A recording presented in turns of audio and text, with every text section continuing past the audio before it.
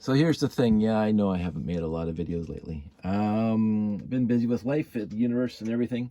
Um, and yeah, this fall, and we enjoy the fall and being outside and stuff like that. So if you follow us on Facebook, anybody in his family on Facebook, you will know that we go for hikes and stuff.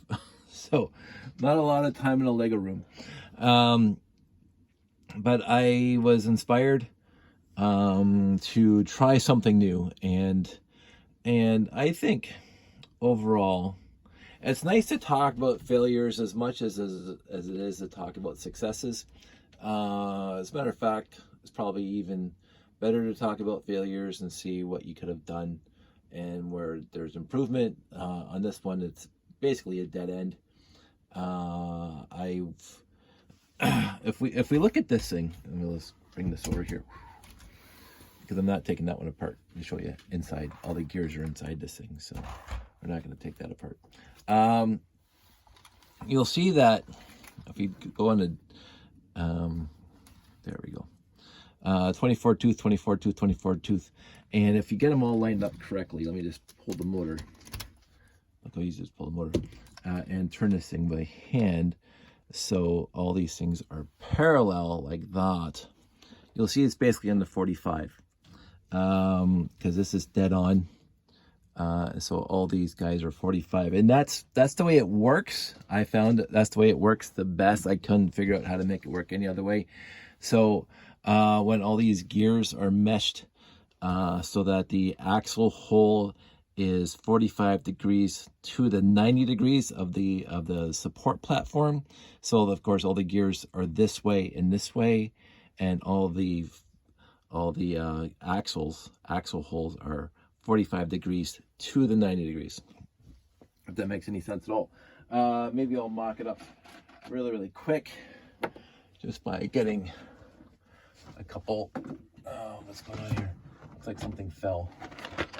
Josh was in here, and that's what happens. I wasn't gonna do this, but let's do this really quick. So we have, getting old, two 24 tooth gears. We have one beam. We'll put the axle through the beam, and we'll put the one gear there, and then we'll put the next gear beside it. Boom.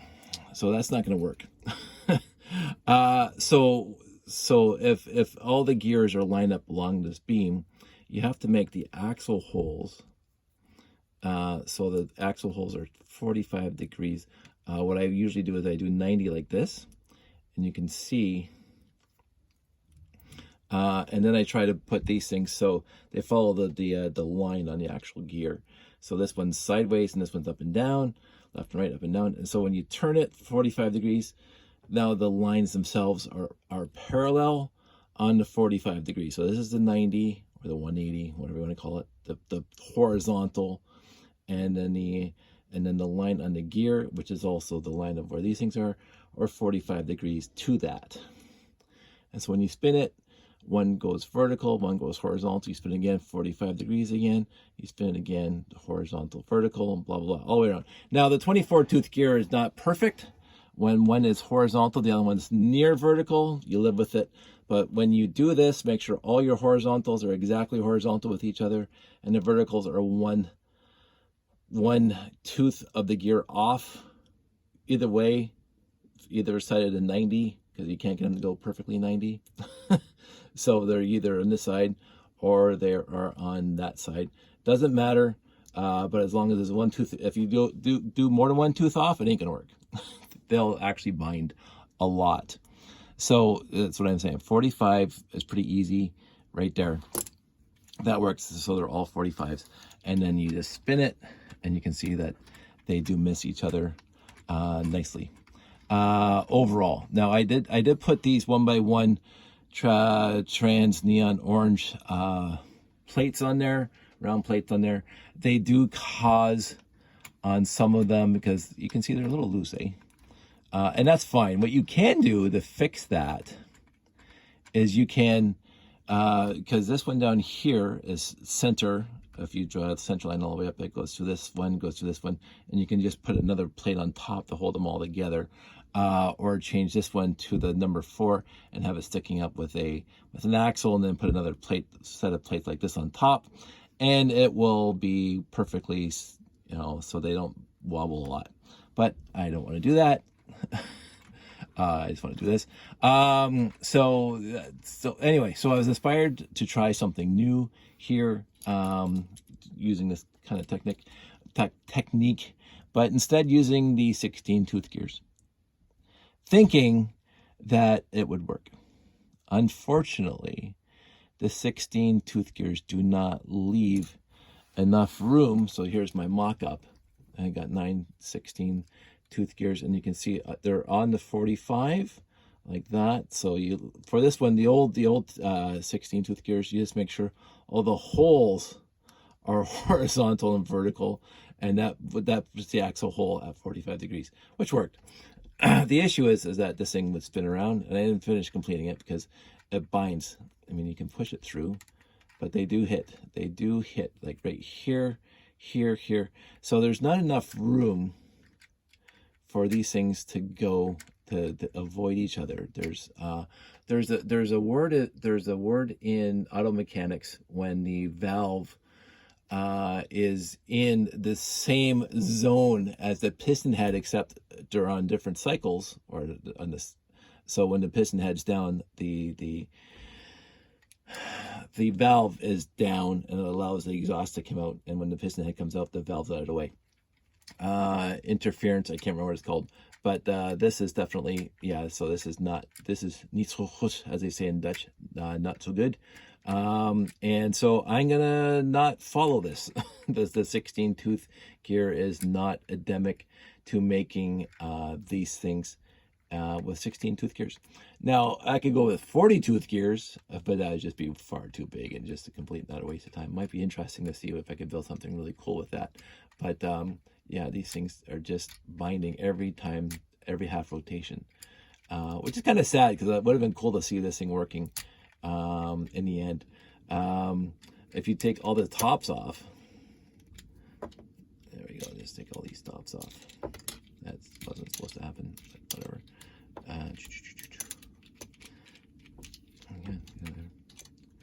Take all these tops off. These things don't bind at all, and you can see them going around, and they don't hit one another. So you can have like 8L axles sticking out here, and they will just keep on missing each other, which is kind of a cool thing, maybe for a radar installation or some sort of cool gizmo or doodad or whatever. Let me just mock something up quick, just because I'm here now, and I just feel like doing this. I'm gonna put these all in the 45 because it's easier for me to do it that way. Take this thing all apart.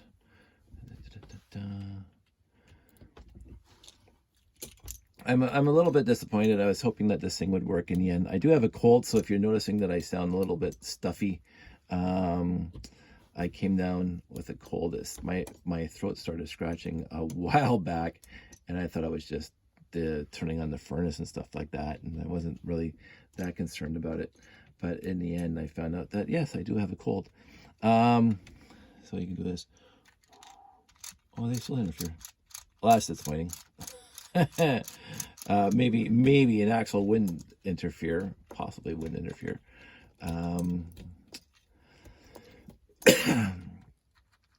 Because these don't interfere at all. I think an axle wouldn't interfere. Well, let me just test that. I'm going to just grab my 8L axles. I'm just going to grab some, I'm going to put them on there, just because I feel like, doing something tonight that's at least interesting and sort of works.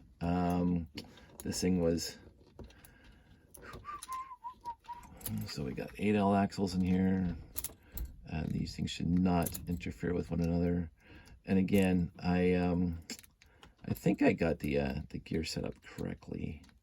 I'm hoping, because I would be doing all this work and the gears are not set up correctly. I also found out that I am drastically short on. You hear them touching. They're touching somewhere there.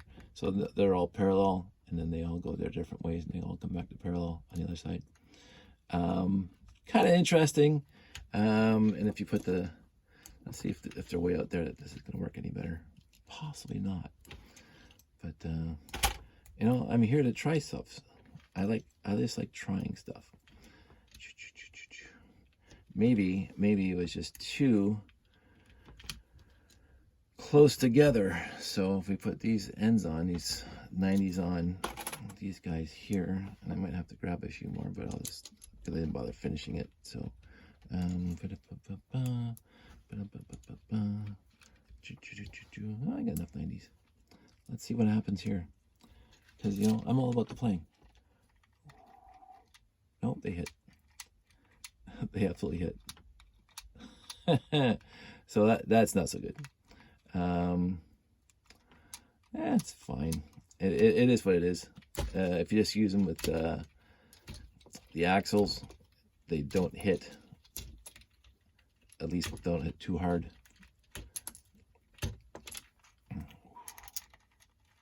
I think some of these have to be pushed down. But hey, you know, it is what it is.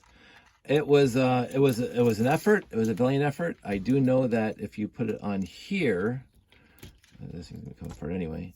Put it on this guy, which is kind of a neat thing because it's just a row, and you can make a whole row of these. It worked when it was just one row, which I thought was really interesting. Figures. Put that there. Put that there. Put that there. Get the 45s on here, or the 90s. One more 90. Yeah, they also hit a little bit right there. There's my cold. Scratchy throat. So in the end, it was a valiant effort, but we'll sweep that under the rug, put all those pieces back in. I haven't felt like taking this guy apart yet, the old with the original, but it's kind of useless now, and I've been scavenging it for parts. And I guess it's even stuck now because I think I've screwed it up. But this guy, let's turn on the RCX. I love turning this guy. Put that right there, and we'll hit the play button, and we'll hit run, and then we'll hit the play button. Oh wait, I took the motor off. I'm sure Jeff was screaming at the video saying, "Dave, you took the motor off." So there we go. It's I don't know. Right now, I'm working on some little things that, first of all, that I can bring to shows without packing up like my entire band, because we got a whole bunch of little shows coming up in the near future. That would be nice just to drop something on the table and forget about it. And this is one such thing. And I think this is going to be a value-added service to a show. I think people will be interested in seeing it. I don't know how much they're going to be mesmerized by it, but in the end, it's not so bad. I was thinking about doing something a little different, changing it up a little bit, because right now you'll see this little yellow 8-tooth gear, which turns the big turntable. I was planning on, it's got a little crown gear, I think that 16-tooth crown gear, with another crown gear, so it's at 90 degrees, because the axle comes straight through, and there's a crown gear here for this one, and there's a crown gear here which drives the drivetrain up to here. I was planning on changing the 16-tooth gear to the bigger crown gear, so it will spin this way slower. I don't know if that would require a lot of work actually to get done, and I don't know how much of a value-added service that would do, so I'm kind of hesitant, because right now it's basically built as much as I want it to be built. I have some improvements, but you know, for the stand and stuff. But overall, I think it looks nice. I also, again, have to finish this guy to make it look all pretty and stuff. So it'll be sitting there for people to use, and somehow incorporate the RCX into the bottom of it. So you know, everything's in one part and piece here. So I'm gonna build that. I keep on saying I'm going to, I just haven't yet. And of course, the big button is right now. That's the big button, and that's the big button. So it is be nice to have a big button. See, you can't mash it. There's a 1 second delay, which is nice. So I'm trying to make the user interface as reliable as possible and get rid of the nuisance mashing buttons as much as possible. But I also don't want to overthink the programming, because the more you overthink the programming, the easier it is to stop up your robot. As I found out in the old RTL Toronto competitions, because I always tried, quote unquote, to make my robots and then the programming for my robots as simplistic as possible. And overall, I was pretty successful. So I realized very, very early on that it's just better to make simple programs and simple robots than complicated programs and complicated robots. So I am doing my level-headed best to do that here, but also adding the key features of not mashing buttons. So see, 1, 2, 3, 4, 5, 6. So it takes about 6 mashing the buttons before it starts again. And then you can just wait. If you wait a minute, you can just touch it. I don't know why that one took so long. So I'll hold it here. There we go. So 1, 2, 3, 1, 1. So it's 1 second. It's not less than 1 second though. And then here, we'll start this thing.